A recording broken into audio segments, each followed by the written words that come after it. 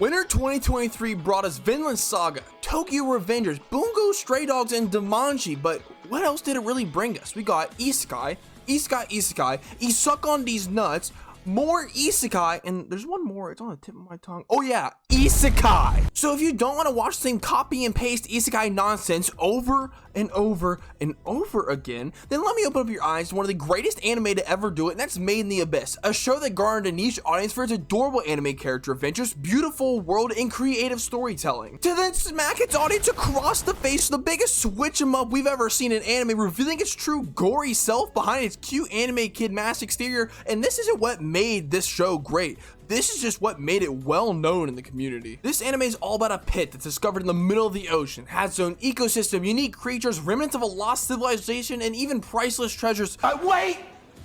There's more! There's a curse that makes it easy to descend the pit, but rising back up through it there are side effects that range from headache and vomiting to death. And this background knowledge alone has already separated Made in the Abyss from any other anime created to this point, and we haven't even talked about the writing, the world, the characters, or even the music yet. This story is all about a 12-year-old girl named Rika who wants to descend this pit of death to look for her mother on the lowest floor, and Reg, a 12-year-old looking super robot that she found in the pit. And literally the moment that these two leave and enter the pit, we are immersed in one of the most creative worlds I have ever seen in anime. There are no laws, it's purely just survival of the fittest at the bottom of the food chain, and you have no idea what human you find as friend or foe, or even if they have a shred of a moral compass. And that's the bread and butter that you're going to fall in love with. It's not the story, it's the mysteriousness of the unknown depths of this pit, not knowing what kind of freaky monster you're gonna run into next, or insane psychopaths of a human being and how they're gonna deal with it. Do they sneak around it, or do they use Reg's laser cannon, or maybe this exploding pickaxe thing?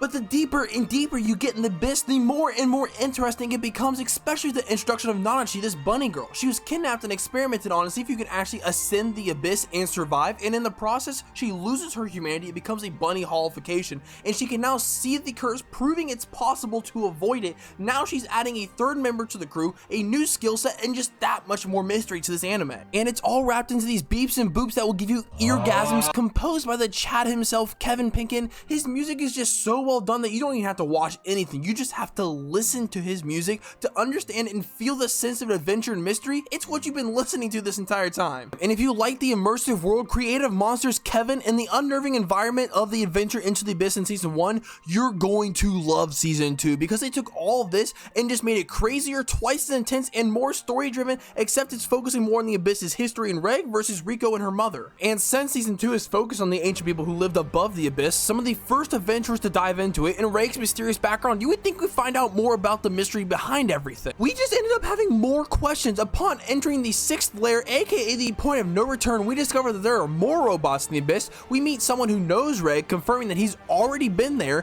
Reg gets superpowers from a whistle, and there's a civilization of used to be humans that live inside a safe area that actually used to be a human itself that turned into a monstrosity using a golden egg that can grant wishes. What the fuck is going on here? And by the end of season 2, the only thing that's been accomplished is just making the mystery that much bigger. We still don't know where these robots are coming from, why the strange happenings occur in the abyss, and we only have fan theories on Reg's robotic mechanics built off of context clues, and basically nothing about his origin or why he even ascended the pit in the first place. I'm making it seem like they're not giving us anything, but in reality, Akihito Tsukushi just mastered the art of giving us just enough information to let our minds run wild with possibilities, but nothing more, building up for a grand reveal that you can feel we're getting closer to answering some of the big questions in the series. Basically, what I'm trying to say is Made in the Abyss is just a jack of all trades. You can't even begin to find a story that's even similar to it. The world has been created that leaves infinite room for imagination, with every level having its own ecosystem,